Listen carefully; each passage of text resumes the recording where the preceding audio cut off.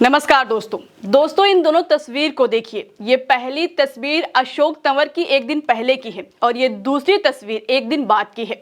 अब दोनों तस्वीर का फर्क समझिए। पहली तस्वीर 2 अक्टूबर की है जब वो बीजेपी में थे और दूसरी तस्वीर 3 अक्टूबर की है जब भारतीय जनता पार्टी छोड़कर कांग्रेस में शामिल हुए। मतलब कि दोस्तों अशोक तंवर ने घर वापसी कर ली है, जिससे बीजेपी के माथे पर चिंता की लकीरें खिंच गई हैं। क्योंकि अशोक तंवर हरियाणा में बीजेपी के सबसे बड़े दलित चेहरे थे, लेकिन अब कांग्रेस में आ गए हैं। उनको बाकायदा जैसे किसी नेता का पार्टी ज्वाइन करते वक्त स्वागत किया जाता है, पटका पहनाया जाता है, वैसे ही नेता विपक्ष राहुल गांधी ने अशोक तंवर को महेंद्रगढ़ के गांव बवानिया में कांग्रेस पार्टी का पटका पहनाया और उनका पार्टी में स्वागत किया। वीडियो में आप भी देख सकते हैं कैसे राहुल गांधी उनका पार्टी में स्वागत कर रहे हैं। इस मौके पर पूर्व सीएम भूपेंद्र सिंह हुड्डा भी थे। पार्टी ज्वाइन करते वक्त तंवर ने हुड्डा को भी दूर से ही नमस्ते किया। दोस्तों इस तस्वीर से आप समझ सकते हैं कि सियासत में कब क्या हो जाए कुछ पता नहीं होता है, कब कौन किस पार्टी में शामिल हो जाए इसकी भनक भी नहीं होती है। कल तक अशोक तंवर बीजेपी का प्रचार कर रहे थे, लेकिन अब कांग्रेस के साथ हैं। हालांकि अशोक तंवर का कांग्रेस के साथ पुराना नाता है, या यूं कहें तो उनकी राजनीतिक करियर की शुरुआत कांग्रेस पार्टी से ही हुई है।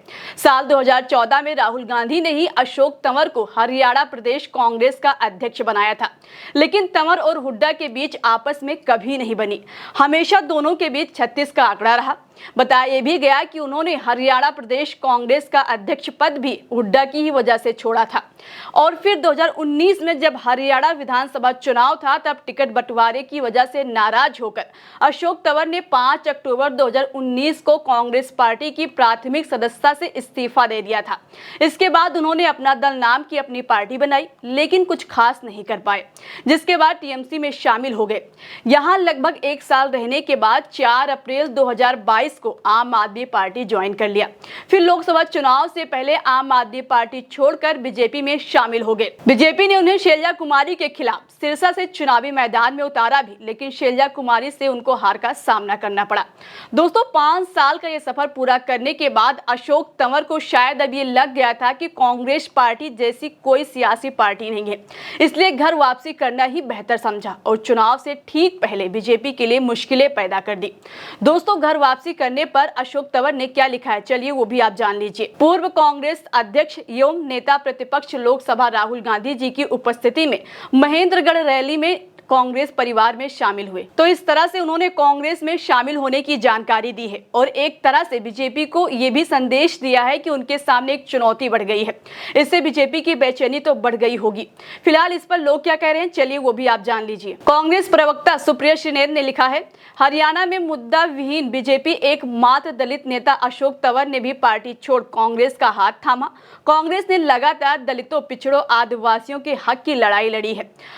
आपकी वापसी उस लड़ाई को और मजबूत देगी। कांग्रेस परिवार में आपका पुनः स्वागत है। रणविजय सिंह लिखते हैं, हरियाणा में बीजेपी के स्टार प्रचारक अशोक तंवर ने कांग्रेस ज्वाइन कर ली है।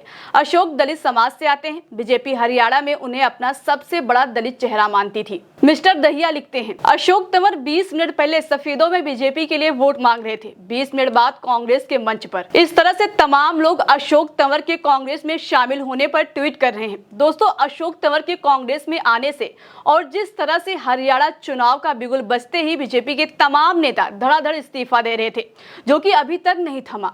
इसी से आप समझ सकते हैं कि हरियाणा में बीजेपी की हालत क्या है। उनके अपने ही नेता जब उनसे खुश नहीं है तो जनता कैसे होगी। हालांकि जनता का फैसला क्या है ये तो 5 अक्टूबर को लिखी जाएगी और हरियाणा की जनता के दिल में कौन बसा है, यानी दोस्तों हरियाणा की सत्ता का ताज किसे मिलेगा, इसकी तस्वीर 8 अक्टूबर को साफ हो जाएगी।